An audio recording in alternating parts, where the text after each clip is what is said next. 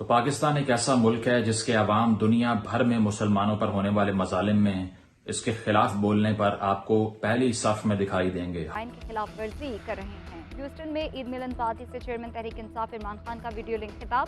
کہتے ہیں ان کو خدشہ ہے کہ الیکشن ہو گئے تو ان کا ہمیشہ کے لیے خاتمہ ہو جائے گا. کہ سرحدوں کے دفاع کے لیے پرعزم ہے. سرحدوں کی حفاظت سے زیادہ مقدس کچھ نہیں. کہ ایک بزدل سپہ سالار سے بھی تھا جس کی کامپیں ٹانگ رہی تھیں، جس کی گواہی ایاز صادق اسمبلی کے فلور پہ کھڑے ہو کے دے چکے ہیں. ہزاروں میل دور فلسطین میں کیا ہو رہا ہے؟ امریکہ کے اندر اسلاموفوبیا پھیل رہا ہے. کینیڈا اور فرانس کے اندر مسلمانوں پر جبر کیا جا رہا ہے. اس کے علاوہ جو ہے وہ شام کی بات کریں گے، عراق کی بات کریں گے، کشمیر کی بات کریں گے. لیکن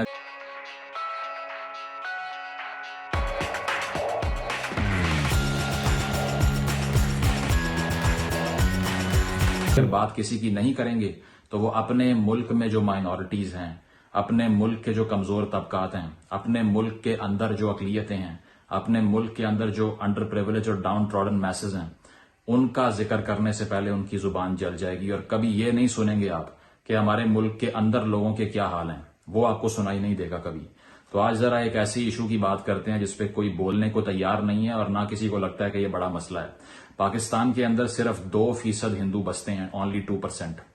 اور پارٹیشن سے لے کے اب تک ان کا نمبر بھی بڑا نہیں ہے. وہ کیوں نہیں بڑا؟ وہ آپ کے سامنے ہے کہ اتنے اچھے یہاں پہ ہم نے حالات پیدا کیے ہیں کہ یا تو وہ مائگریٹ کر جاتے ہیں اور یا پھر ان کے لیے حالات اتنے سازگار ہوتے ہی نہیں ہیں کہ یہ نمبر بڑھ سکے، اور باقی سب کا بڑھتا رہا، ان کا نہیں بڑھا. تو وہ 2% کے حالات سندھ کے اندر کیا ہیں کہ فورسیبل کنورژن ہو رہی ہے.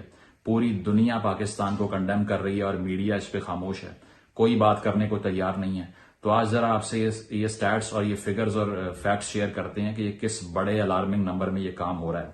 تو پہلی بات تو یہ ہے کہ ساؤدرن سندھ کے جو علاقے ہیں جس میں تھرپارکر ہے، عمرکوٹ ہے، میرپور خاص ہے، سب سے زیادہ کیسز فورسڈ کنورژن یعنی کہ جبری مذہب کی تبدیلی کے وہاں پر رپورٹ ہوتے ہیں. یہ وہ کیس ہے جو آپ نے کیلاش کمیونٹی کے بارے میں بھی سنا ہوگا، جو کیلاش میں خواتین ہوتی ہیں، وہ بھی ان کا نمبر دن بدن سکڑتا جا رہا ہے اسی لیے، اور سب کو معلوم ہے کہ وہ کس طرح سے ہوتا ہے.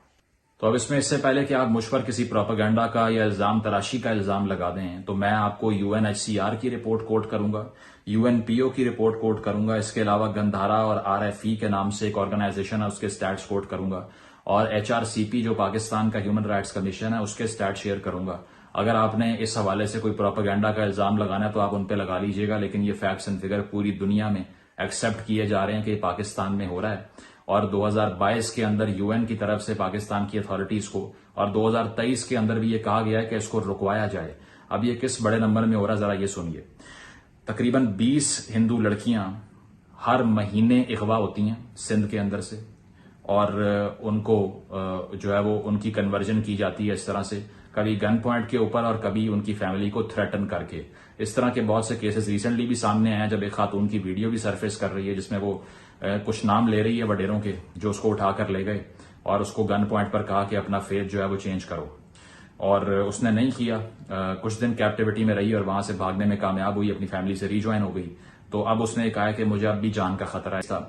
پوجا کماری کا، جن کو وحید بخش لاشاری نامی آدمی نے گولی مار کے قتل کر دیا اس بات پر کہ وہ اس کی بات نہیں مان رہی تھی اور شادی پر رضامندی اس کی نہیں تھی. UNPO کی رپورٹ کے مطابق 2 طریقہ کار ہیں کنورژن کے، یعنی کہ فورسڈ کنورژن کے، جبری مذہب کی تبدیلی کے. پہلا ہے بانڈڈ لیبر، یعنی کہ زبردستی جو لیبر کروائی جاتی ہے حبس بے جا میں رکھ کر بھٹا مزدوروں کے تھرو یا دیگر طریقہ کار سے کنسٹرکشن ورکرز کو پکڑ لیتے ہیں، تو پھر ان کو چھوڑنے کے لیے شرط رکھتے ہیں کہ بیٹی اپنی ہمیں دے دو اور اس کا مذہب تبدیل کروا دو. پہلا یہ ہے. دوسرا کیا ہے؟ دوسرا ہے شادی، یعنی کہ اس میں ابڈکشن ہوتی ہے، جو لڑکی پسند آئی اس کو اٹھا لیا اور اس کے بعد میں اس کو جبری طور پہ یہ کہا کہ اگر تم نے ہماری بات نہ مانی تو فیملی کو مار دیں گے. اب کمزور اور نادار اور لاچار اور اقلیت سے بلانگ کرنے والی ایک کمیونٹی کی ایک 15 14 13 سال کی بچی کیسے ریزسٹ کر سکتی ہے؟ کیسے اس کا خاندان کھڑا ہو سکتا ہے کسی وڈیرے کے آگے یا کسی کلرجی مین کے آگے؟ نہیں ہو سکتا. اسٹیٹ بھی جو ہے وہ کچھ نہیں کرتی اس کے لیے، تو اس کو ماننا پڑتا ہے. بعد میں میڈیا پہ بیان دلوائے جاتے ہیں، اور اس سے یہ ہوتا ہے کہ یہ 2 طریقہ کار ہیں جو سندھ کے اندر ابھی پریکٹس ہو رہے ہیں کنورژن کے. اور جو حیران کن سٹیٹ ہے جو ان رپورٹس کے مطابق آپ کو کوٹ کرنے لگا ہوں وہ یہ ہے کہ 1 سال میں سندھ کے اندر 1000 ہندو خواتین کو فورسیبلی کنورٹ کیا جا رہا ہے. 1000 وومن ایوری سنگل ایئر.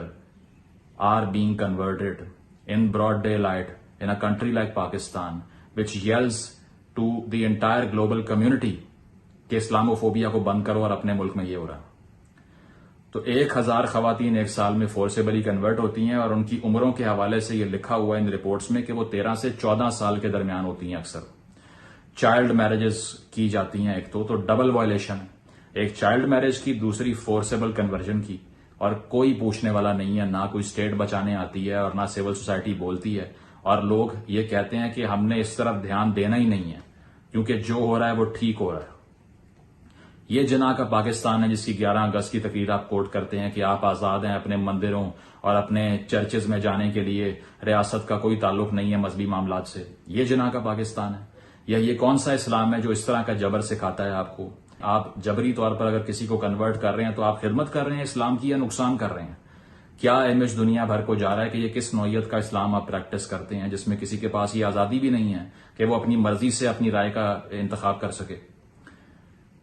اب اس کی مزید گواہیاں آ گئی ہیں. 25 صحافیوں کا گروپ جس میں صرف ارشد شریف شہید ہیں، باقی سارے موجود ہیں، حیات ہیں. ان کو سامنے بٹھا کے بزدل سپہ سالار یہ کہتا ہے کہ ہم بھارت سے جنگ کرنے کے قابل نہیں ہیں.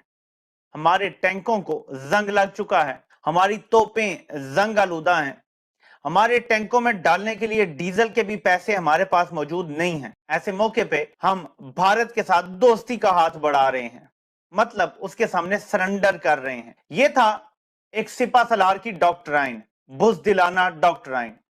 آج قوم کو عمران خان کی تقریروں میں کہا گیا یہ جملہ اچھی طرح سمجھ آ گیا ہے کہ اگر ایک بہادر شیروں کی فوج کا سپہ سالار گیدڑ ہو تو وہ فوج شکست کھا جائے گی اس فوج سے جو گیدڑوں پہ مشتمل ہو لیکن اس کا سپہ سالار بہادر شیر ہو. آج آپ کو سمجھ آ گیا ہوگا کہ ہماری 7 لاکھ شیروں کی فوج کا جب گیدڑ سپہ سالار ہوتا ہے تو رزلٹ یہ ہوتا ہے کہ ہم کشمیر کا بھی سودا کرتے ہیں اور ہم فلسطین کا بھی سودا کرتے ہیں.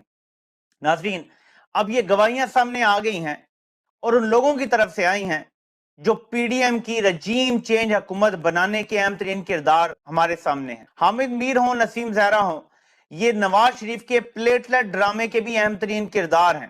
ان لوگوں نے پورا کردار ادا کیا تھا اسٹیبلشمنٹ کے ساتھ مل کے نواز شریف کے پلیٹلٹ ڈرامے کو ہوا دینے کے لیے اور اس کے بعد نواز شریف کو فرار کرانے میں پوری مدد دی تھی. اب یہ لوگ کیوں پھر ایک سابق سپہ سالار کو جس کے اشاروں پہ یہ 3-4 سال چلتے رہے، اب کیوں اس کو بدنام کر رہے ہیں؟ اس کو بھی ہم نے ڈی کوڈ کرنا ہے. جہاں حامد میر نے یہ دعویٰ کیا ہے کہ سپہ سالار نے کشمیر کا سودا کیا اور عمران خان کو بتائے بغیر کیا اور پھر فارن آفس نے انٹروین کیا، تو باجوہ صاحب کو شدید غصہ آ گیا.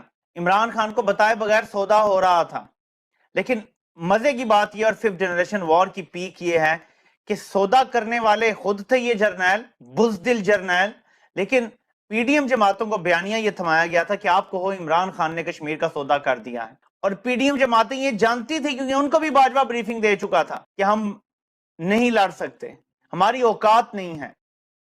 لیکن وہ بھی اتنے بے شرم ہے کہ وہ بھی عمران خان پہ الزام لگاتے رہے. عمران خان کی جگہ اگر نواز شریف ہوتا یا زرداری ہوتے، اور یہ جو حملہ ہوا تھا پاکستان پہ 2019 میں بھارت کی طرف سے، 27 فروری کا جو کارنامہ ہوا تھا، اگلے 10 الیکشن نہ صرف اس کارنامے پہ جیت لیتے کہ ہم نے بھارت کو شکست دی تھی. 1965 کے بعد پہلی بار ہم نے بھارت کو ایکچولی دندان شکن جواب دیا اور بھارت کو شکست ہوئی. 65 بھی کویسچنیبل ہے، بہت سارے لوگ سوال اٹھاتے ہیں، لیکن کیونکہ آفیشیل ورژن یہی ہے تو ہم اسی پہ بلیو کرتے ہیں. لیکن یہ تو ہم نے اپنی آنکھوں سے دیکھا ہے نا بھائی. 65 کے بعد یہ سب سے بڑا کارنامہ اگر پاکستان نے انجام دیا ہے ہماری افواج نے تو وہ یہی تھا جو ہم نے 27 فروری کو کیا.